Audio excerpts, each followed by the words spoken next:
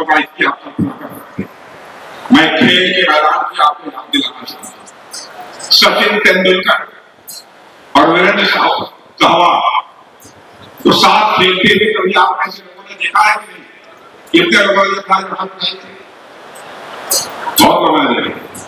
आपने देखा होगा मेरे बहनों भाई कि जब सचिन तेंदुलकर और ये वीरेंद्र सहवाग साथ में खेलते थे तो अधिकार, और जब मैं दावे के साथ कहता हूं और जब केंद्र और राज्य में दोनों में बीजेपी की सरकार होगी, दोनों साथ काम करेंगे तो सिर्फ विकास नहीं होगा बल्कि विकास तोड़ विकास होगा। मेरे बहनों भाइयों, इसलिए मैं आप सभी से अपील करना चाहता हूं, आप सबका समर्थन बहनों भाइयों भारतीय जनता पार्टी को प्राप्त करना चाहिए। देश का मस्तक दुनिया में धन दौलत के मामले में दुनिया में लोग कहते हैं भारत गरीब है, गरीबों का देश बना है।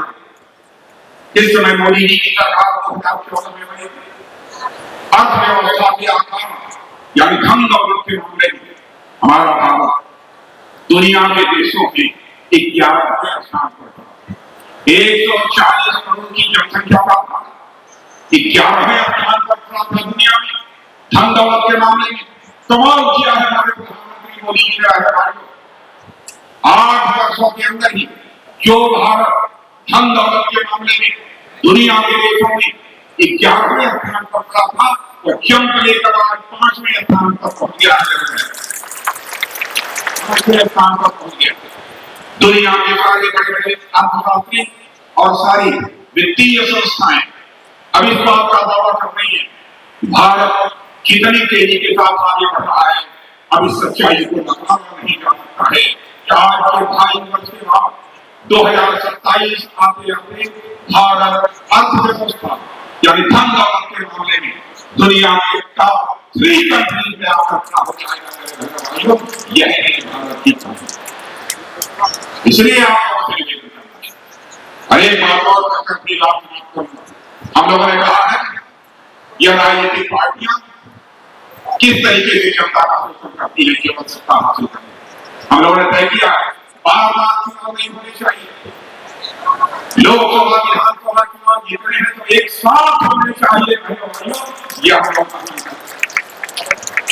कितना धन करना हो, कितना समय करना, जनता नहीं और सारी स्थानीय निकाय ग्राम पंचायत से लेकर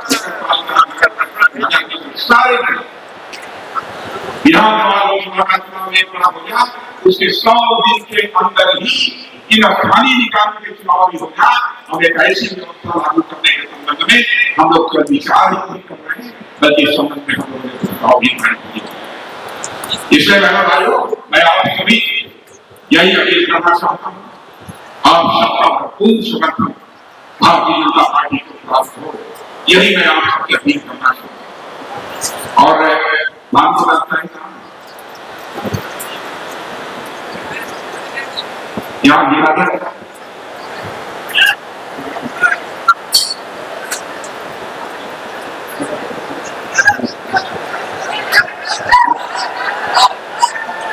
देखिए यहाँ हमारे जिला ठाकुर प्रसाद महतो है और हमारे यहाँ के विधायक हैं ठाकुर प्रसाद शाही।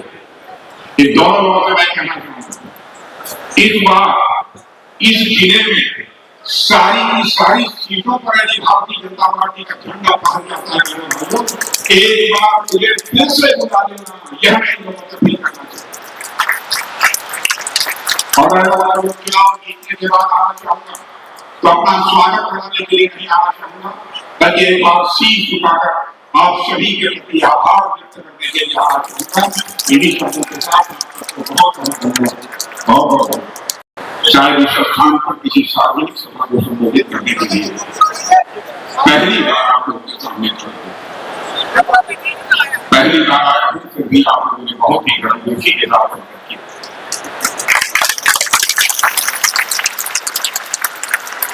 आप लोगों ने फूलों की हार पहनाकर स्वागत किया, आप लोगों ने तालियां बजाकर स्वागत किया है।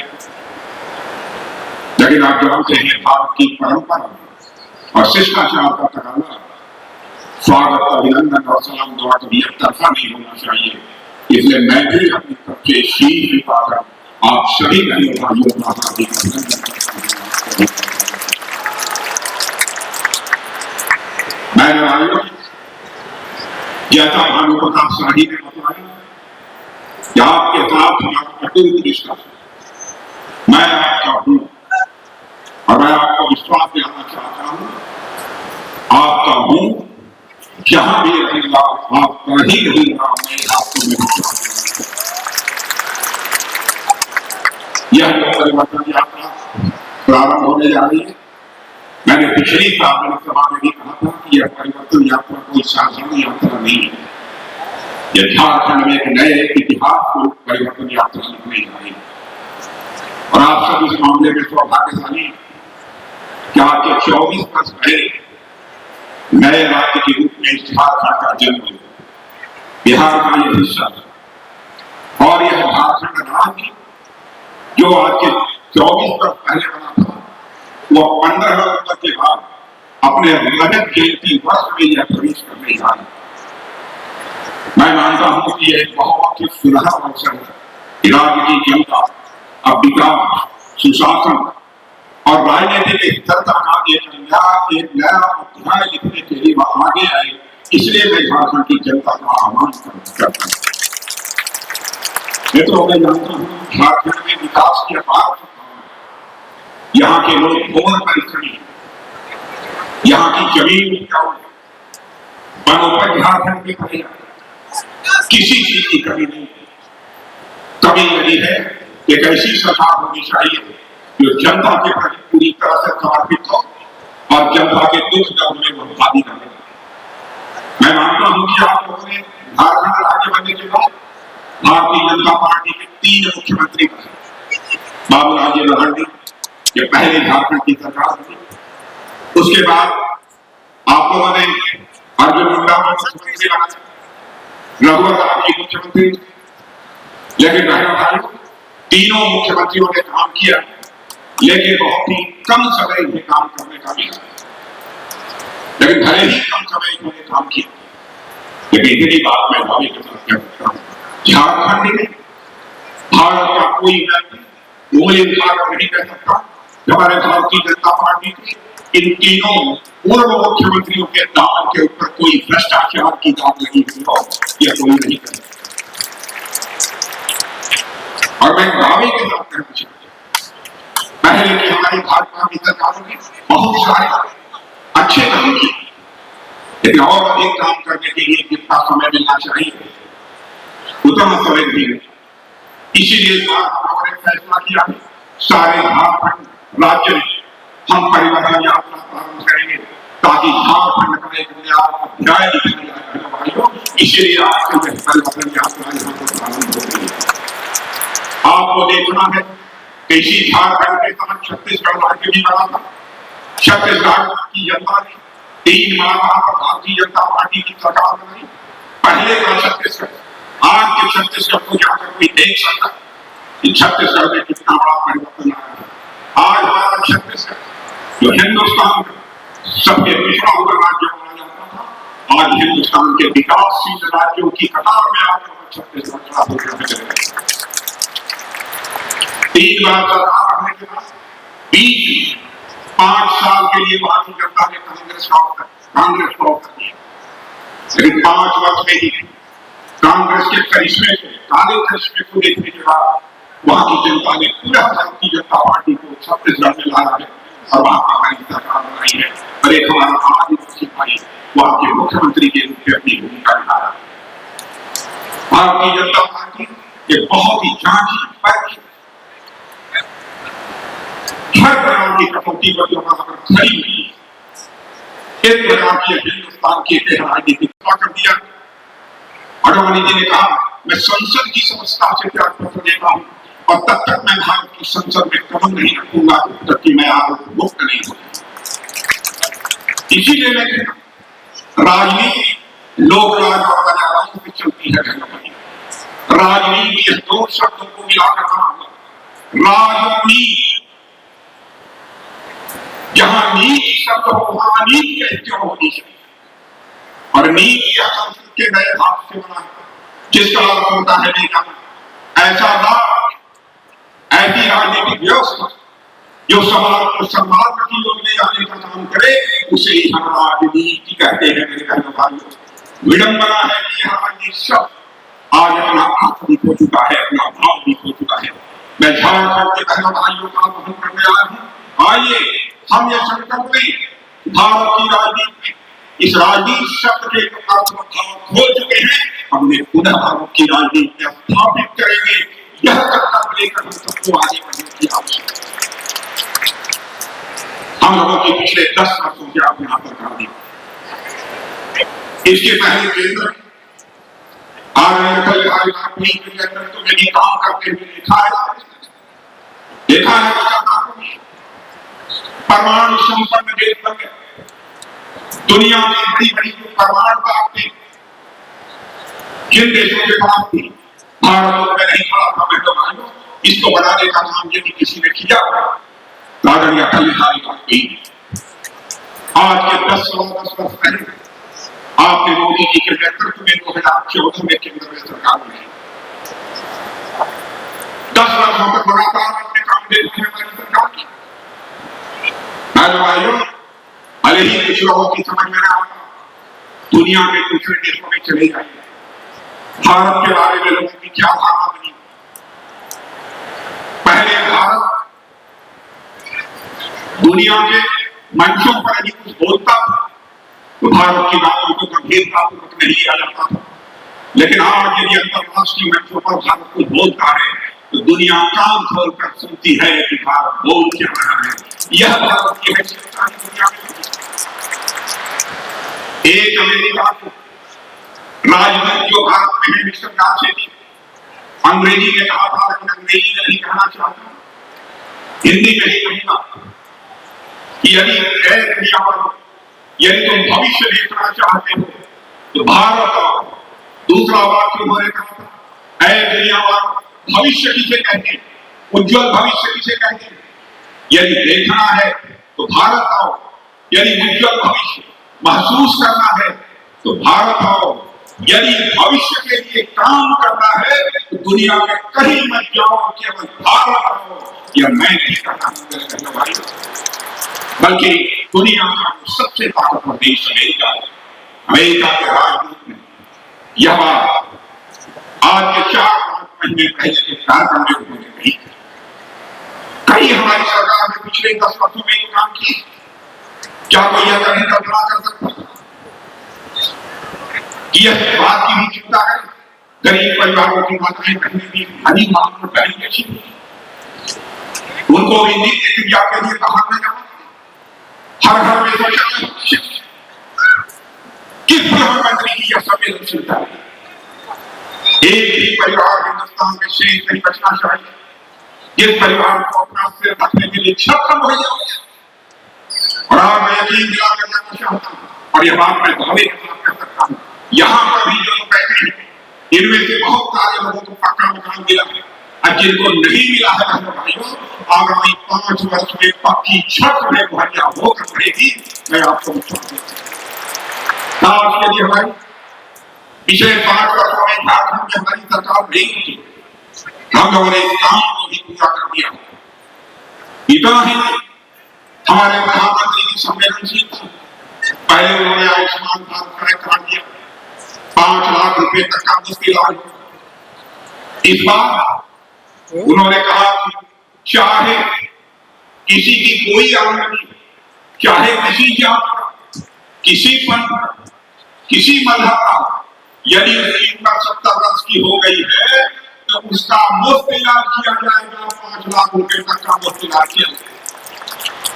और मैं आपको यह भी बताना चाहूँ मेरे बहनों भाइयों, जिनको आयुष्मान भारत कार्ड पहले मिला हुआ है, जिन गरीबों, ऐसे ही झारखंड की राजनीति में 3 स्पीड ब्रेकर, एक स्पीड ब्रेकर को झारखंड मुक्ति मोर्चा, दूसरा स्पीड ब्रेकर कांग्रेस और तीसरा स्पीड ब्रेकर आरजेडी। इसलिए मैं कहने जा रहा हूं भाइयों, इस बार स्पीड ब्रेकर को पूरी तरह से उठाओ फेंकिए और भारतीय जनता पार्टी की सरकार बनाइए। यह मैं आप सभी लोगों से अपील करना चाहूँ। कैसी सरकार? बांग्लादेशी घुसपैठ भारत के अंदर प्रवेश करते, रोहिंग्या हमारी बेटियों के साथ शादी ब्याह करते और यहाँ पे मुख्यमंत्री आंख बंद किए हुए बैठे। क्या ऐसी हुकूमत होनी चाहिए? मैं बहन भाइयों सरकार बना देखता हूं किस रोहिंग्या ने माता दूध पिया है हमारी बहन बेटी के साथ।